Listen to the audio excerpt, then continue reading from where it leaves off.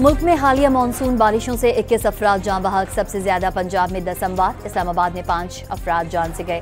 सैलाबी रेले में बहने वाले बाप बेटी का अब तक सुराग न मिल सका।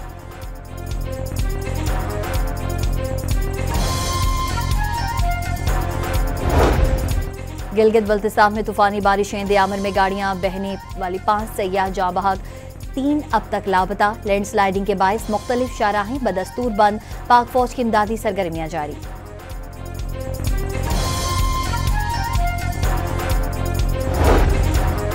कोयटा में गैरत के नाम पर दोहरे कत्ल का एक और वाकया। कमरानी रोड पर बाप ने फायरिंग करके बेटी और भांजे को कत्ल कर दिया। मुलजिम गिरफ्तार ना किया जा सका। सवात के मदरसे में मुबैना तशद्दुद से तालिब इल्म की मौत। एक उस्ताद गिरफ्तार। मजीद बच्चों पर भी तशद्दुद के इल्जाम पर दीगर 9 मुल्जिमान भी धर लिए गए।